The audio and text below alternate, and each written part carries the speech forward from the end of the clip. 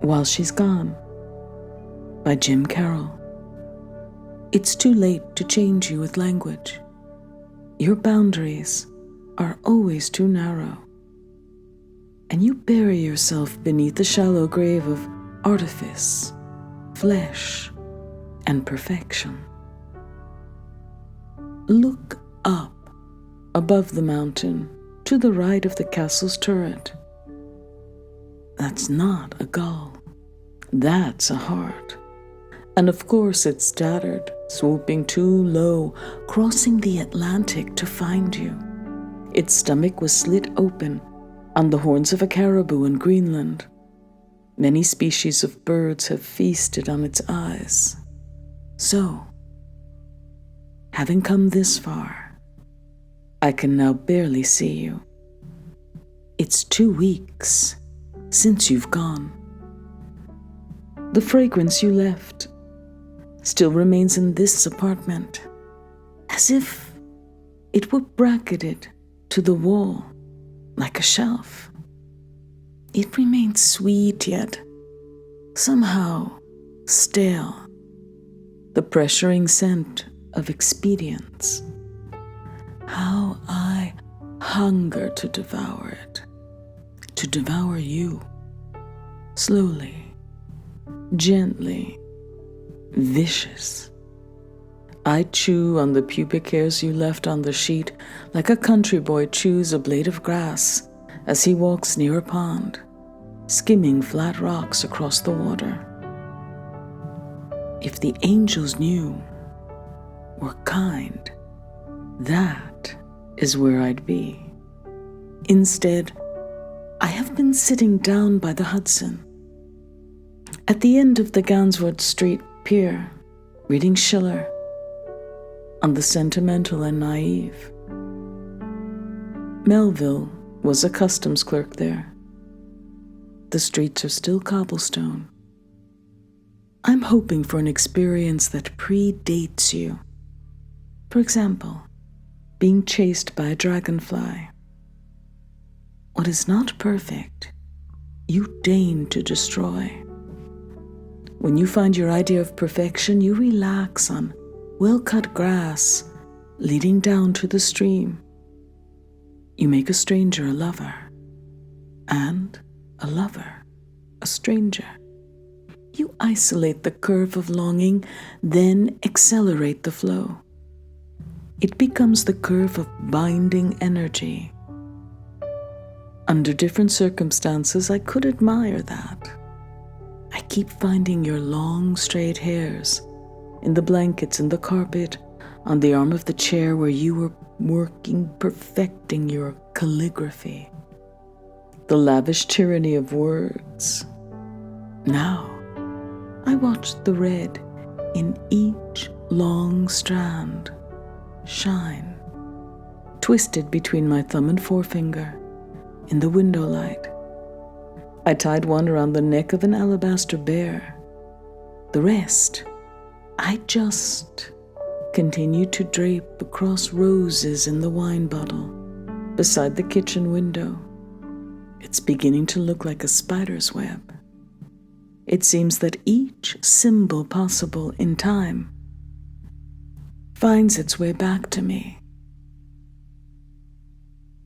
I put my faith in. I put my I, put mine in. I put my faith in you.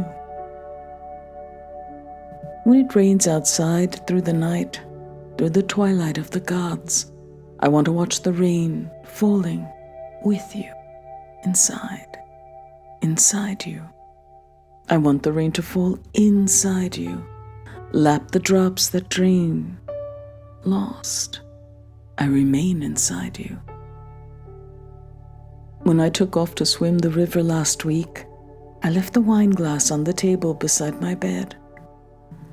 The one you drank from, here, near full with bottled water, as you asked. The capricious symbols are turning cliché and wet. When I got home, it was 5 days later. The humidity in the city heavy that week, but still When I held it up, there was something left. Just enough drops to wash down a pill to fall asleep. Then I filled it again and left it to the sun and defiance. There are times I hate you. There's no question. But an unforced grace remains. Your generous silence. Listen. With our tongues we could tie the laces of angels, light or fallen, no matter. Your thighs moved smoothly as Latino gangsters. It's hard to walk from a love that never ended. The fury is deadly, as if I were locked forever in a room with movies of bridges collapsing, too rigid for the quick wind. You see, your leaving occurred without the foreplay of anxiety, which is essential before one flies through the window of a car out of control. Unprepared, only a certain yet vague prescience which didn't seem to concern me much, I left in your hands, as I took you at your word. Now, I see the only means I had to heal the burn was to replay again and again each permutation, in all its bitterness and illusion. It becomes tedious, as the tedious becomes essential, apparently. Cassandra, that's you, incarnate, sweating the details of a future bliss as if you could control it. The angels are more confused than ever. For once, they call out, and there is no one to listen. You called from a phone by a lake, deep in the canopy of black forests. The entire country deciduous, leaves rotting among the fresh, angel skin, a heart flown so far, it's fallen, it's gray, among the leaves like a dying frog, and seeing it, you step away, glad you avoided it. I found another of your hairs on the floor. This time I just threw it away. It's becoming old. Gravity. It keeps us from floating away, yet presses down. We stumble and fall. I thought dusk was the moment dividing night and day, all things possible. Yet tonight, looking out from this terrace, twilight is filled only with red taillights moving away to bridges or tunnels.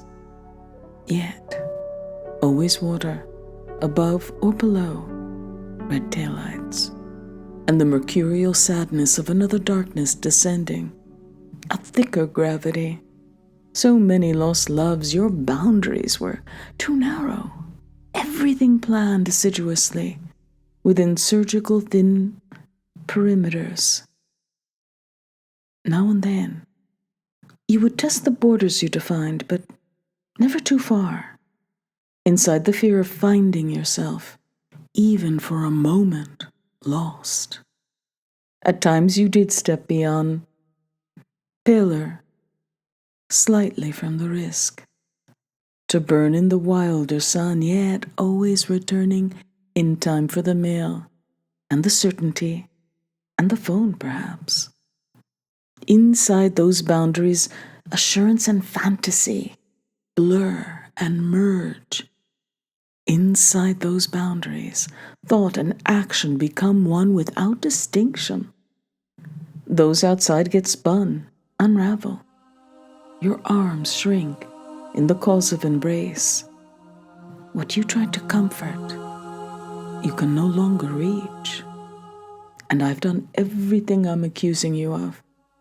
All the while I was staring straight into a wavering blue flame.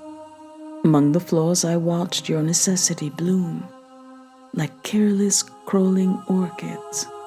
So imperceptible, I didn't really notice until the first petal fell, and a strange arboreal wind blew it away. I was always seeing you on the move, as if passing in airport after airport, The smell of jet fuel, vanilla, fancy soap, and ambivalence. Without an hour hand, a minute hand emblazoned on its heat and glow. I could have watched the dew in those days reveal you as you opened. Perhaps I could have unveiled my own hesitations, washed the poison from my lips, held you down by your wrists, and warded you in all resistance.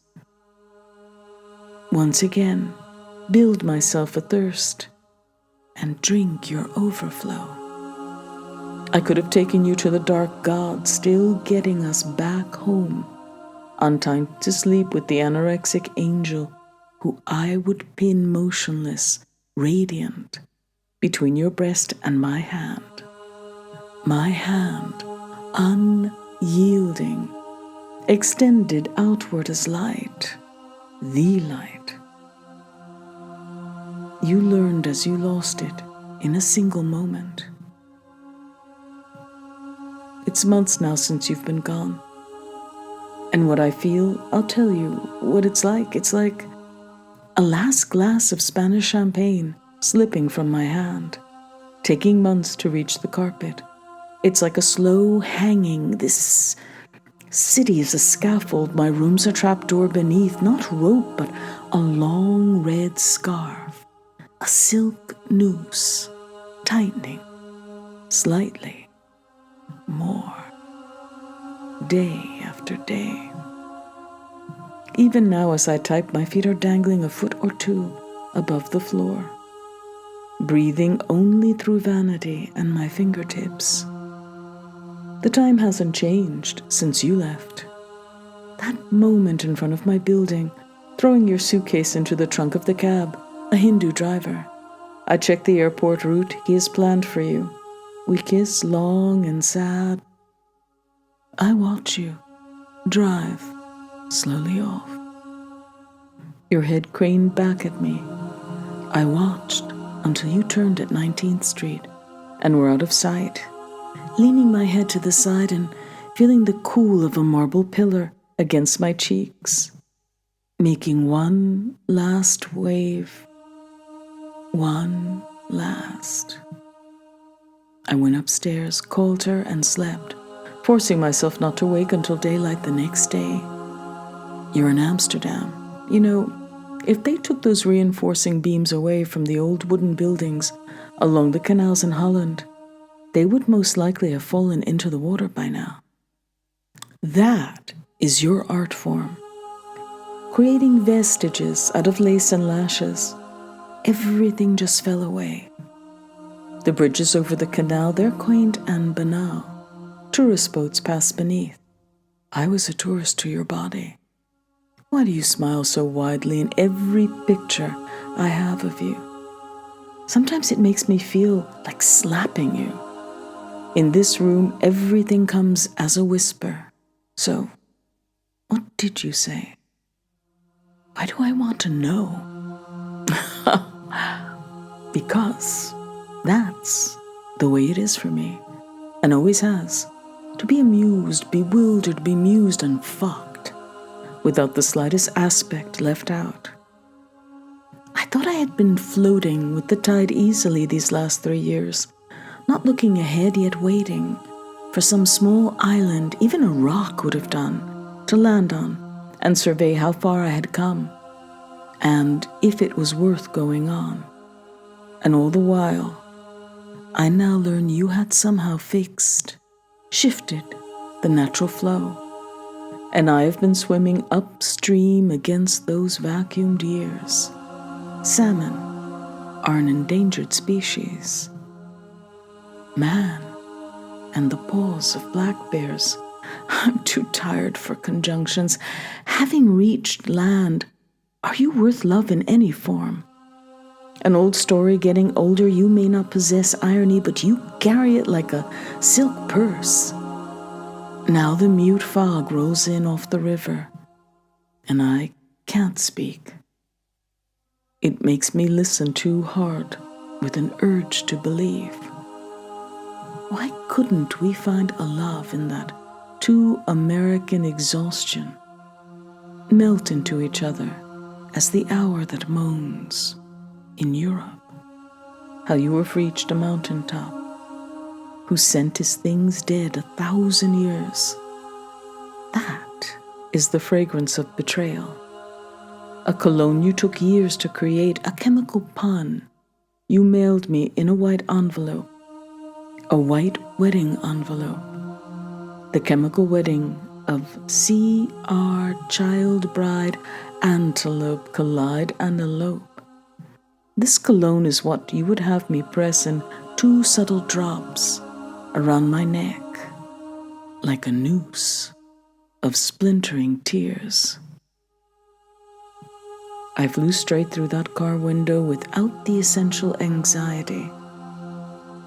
And the only way to recover is to play it over and over on a screen too small for the curve of time in this ward where I have been waiting. It makes everyone a fool, awake and in dreams. I wound up loving something I was forced to reinvent, deconstruct, though I know you so well now, come to understand your meaning. That's the worth of a lifetime. Everything else collapses or repeats often enough to forget. Conscience is no more than the dead speaking to us. It's hard to find comfort in this world. You brought that to me. That's hard to let go. Only you. And I know only you and I. See? You have always been so far away. You have always been right here.